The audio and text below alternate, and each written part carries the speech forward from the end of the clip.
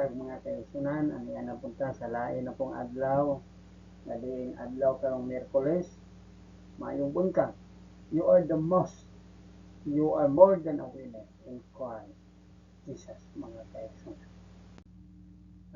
Welcome to our morning devotion sa atong matag buntag.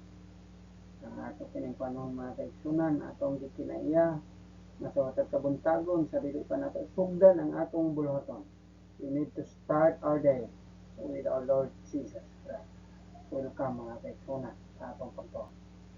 Pagdiin mga igsoon, ato gining mahimong tema, put God first, it will change your life. Ako ginikuan mga kaigsunan, ako padasigan tagid mo. Put God first, it will change your life. Magampot ha, alang pagsugod. Salamat Ginoo sa kaygayonan nga makahimo na sa kamis pagtuon sa mong pulong sa di pa namo sugdan ang tanang buluhaton. Salamat sa maong tema nga diin ikaw gayud ang unahon sa tanan. Tabangi kami Dios sa mga pulong amo kining masabtan labaw sa tanan among makinabuhi. Pasaylo akong amahan sa mga sala. Tabangi ako sa pag-deliver niini nga message nga motandog sa mata kasing-kasing sa mata sa kanamo nga magpahinumdom nga ikaw gyud ang tinubdan sa tanan. Salamat Ginoo sa pagtubag mo pag-ampo, gisalig na magitugyan ng tanan sa ngalan ug gahom ni Ginoo sa tamatag salamat luwa. Amen. Okay, sa mataw sa mga kaigsoon, maayong buntag. Nato pagtuon mga kaigsunan, December 17 karon, sa libro sa kaduhang Timoteo kapitulo 1 ngadto sa 4. Ako tagid mong dasigon human sa atong pagtuon, pagpaminaw o pagbiyo niini. Balikin ninyo abli ang inyong balang kasulatan o basahan yun ang kaduhang Timoteo kapitulo 1, kapitulo 2, kapitulo 3 o kapitulo 4. O ang atong pagtuon may sunan ato ning kitay tulan o magpabilang matinud-anon sa pag-alagad bisan sa kalis danan mga kaigsunan. Magpabiling matinud-anon sa pag-alagad bisan sa kalisdanan. Unsa man nga mga pagtuo nga ang atong gibaragan magpabiling tang matinud-anon sa matag panahon sa atong pagsimba at kita simba ta labi na gyud sa atong mga kaigsunan nga mga Roman Catholic nga nagkuan karon sa simbang gabi. Pabiling matinud-anon tapos sa gyud ang tug nga moabot ang 25 man tapos na tapusan magpabiling matinud-anon sa pag-alagad bisan sa kalisdanan mo ipagpadasig alang sa mga punto sa itong pagtuon ito. Doon ay mga punto, kaduhang mga upat lamang ka punto ito, paglaom, kadasig o pagkamatinud-anon sa tawag sa Dios. Sa kapitulo 1, kapitulo 2, disiplina, paglahutay o pagkamatinud-anon. Kapitulo 3, pag-amping sa kamatuoran sa katapusang panahon o ang kapitulo 4 sa pagpadayon mga kaigsunan. Unang punto, paglaom, kadasig o pagkamatinud-anon sa tawag sa Dios.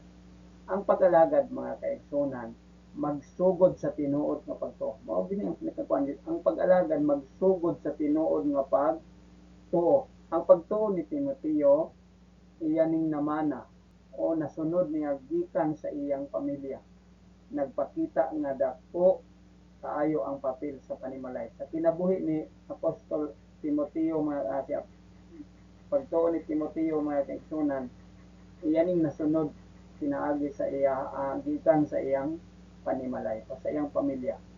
Diri lang pakita igsoon dinhi nga punto, nagpakita nga dako kaayo ang papel sa panimalay sa paghulma sa karakter sa usa ka alagad alang sa lig-on nga pagsaksi mga kaigsunan. Importante gid kaayo ang panimalay. Labi na gyud kita nga mga ginikanan, importante kayo ang paghulma sa mga kinaiya sa atong mga kabataan.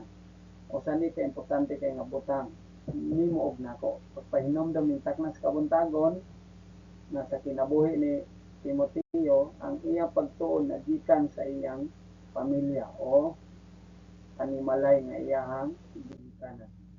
So nagpadayon tayo gitagaan kita sa Dios og espiritu sa gahom. Gitagaan kita sa Dios sa og espiritu sa gahom og gugma og maayong panghunahuna. Dili kadlukan aron magpabiling lig-on sa pagsaksi. naalang nato ang gugma, maayong pangunaw na dili kadlukan aron sa magpabilin nga lig-on sa pag saksi mga igsoon. Ang Dios motawag dili tungod sa atong kusog. Ang Dios motawag dili tungod sa atong kusog, kundi tungod sa iyang grasya. Ang pagtuo ginapalig-on pinaagi sa pagsalig kaniya. Mo ginipagsalig sa tanang tahimtang.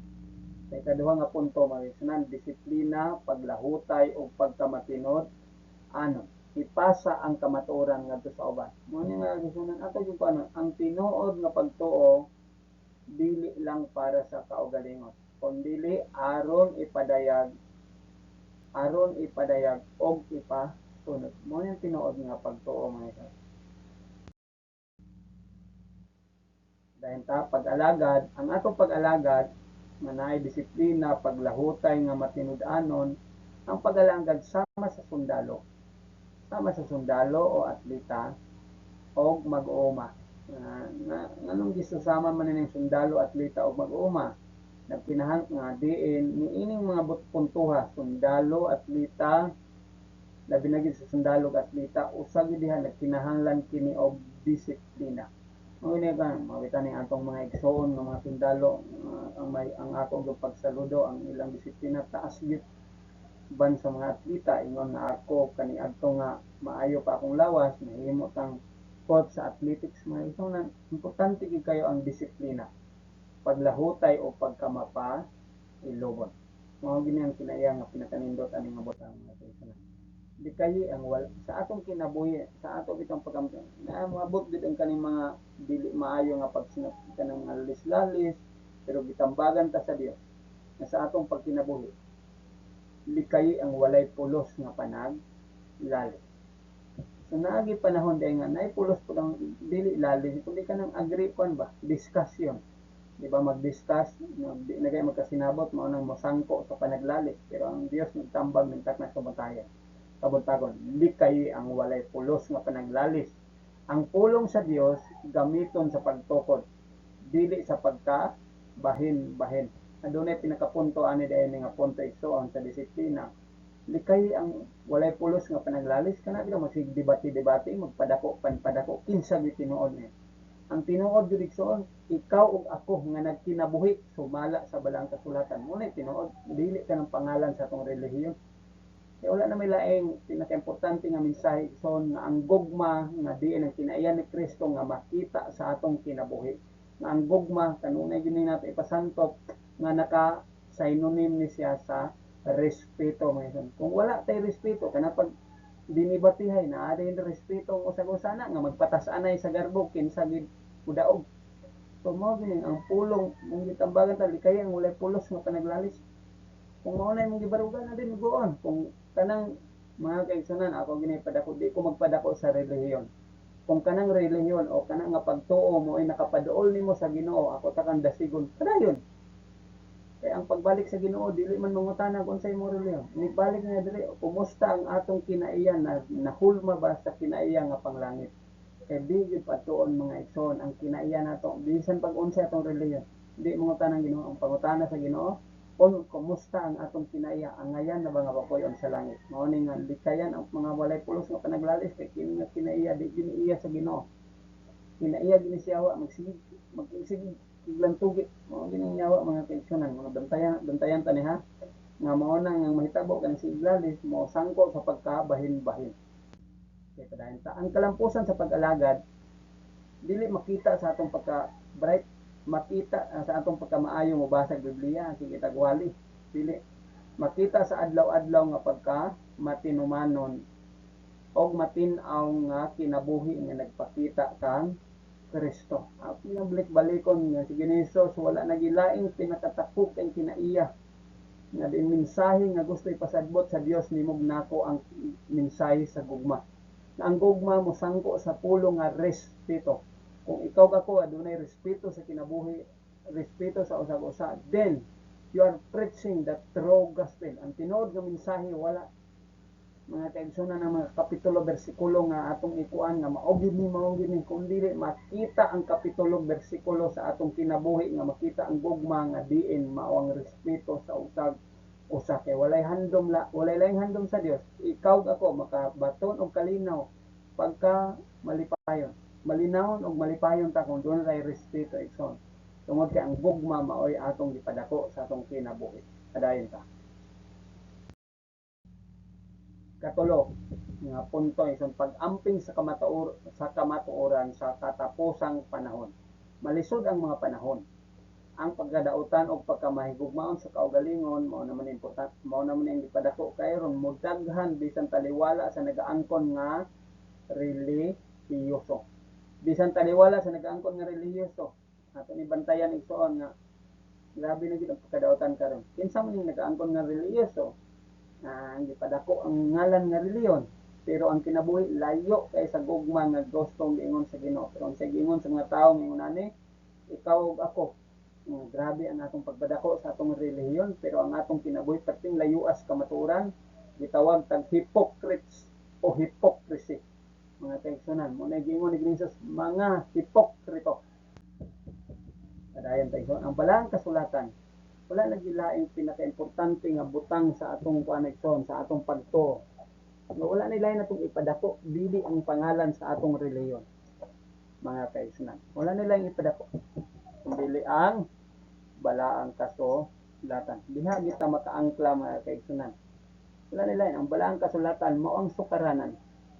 Ang balaang kasulatan gigamit sa Dios yan sa paggamit sa Dios alang sa mapuslanong pagtudlo o pagtulid mga kaigsunan. Kung unsa man gyud ang imong nabatunan karon pinaagi sa balaang kasulayan o akong pagdasig padayon sa imong nakatunan. Ang kalig-on sa pagtuo makita sa pagpabiling matinud-anon sa kamatuoran. Mao na ginit nagakuan mga kaigsunan alang sa kinalasang punto sa atong pagtuon. Sa dili pa ang ikapan nga kinalasang punto atong padayonon. Ang balang kasulatan mo ang pinakaluwas nga panagang batok sa limbong sa katapusang panahon. Ang balaang kasulatan mo, ang nagilain igsoon, ang balaang kasulatan. The Bible. Pailobi lang ko niya kay gamay igsoon ha, kay nagtindog yung koron. Ay nga practice niyo po ang tindog. Ano nga? Mo balaang kasulatan mo ang pinakaluwas nga panagang batok sa katapusang batok sa limbong sa katapusang panahon. Ang nagilain balaang kasulatan. Ano lagi pinakasipti? Mga kaigsunan. Ang pagtuon ini kinahanglan nga personal o padayon. O pagpadayon. Mao ginaon sa alang sa pagtapos sa ato ang pagtuon. Kaupat nga punto sa kinalasan. Pagtuman sa misyon hangtod sa katapusan. Iwali ang pulong sa tanang panahon. Ang kamatuoran ipahayag sa gugma o kaisog. Ang kamatuoran dili grabe gid kay da teksto for teksto kundi makita lagi sa atong kinabuhi. Mao gid importante gid nga makita ni pahayag ang gugma o kaisog. Sa pagpanalipod sa pagtuo makita nato magpabiling matinahuron og alerto, matinahuron og alerto ang leader sa espirituhanon kinahanglan o kita gitambagan kita nga mga pangulo sa iglesia kinahanglan andam sa pagpanalipod sa pagtuo. Ang labing dakong kadaugan sa usa ka alagad mao ang pagpabiling matinud-anon hangtod sa katapusan. Bisan walay pagdaig sa kalibutan. Pabiling bisan wala tagi kuan. Bisag wa ta na recognize pabilin, padayon. Mao gini, kaning tagnas kabuntagon ang atong pagtuon magpabiling matinud-anon sa pag-alagad bisan sa kalis danan mga kaigsunan. Ganahan kay ko aning na teksto sa Mateo 19:26. Trust in God and all things are possible. Remember the Lord's promise. With men, this is impossible, but with God, all things are possible. Mateo 19:26. Mga kaigsunan. Intak na sa kabuntagon, pabilin sa pagkamatinud-anon ang Dios may atong himong una sa atong kinabuhi. Kung ato ning buhaton, ang Dios magaingon. God's ako magaingon kaninyo ning tanas kabuntagon. God's best for you is yet to come.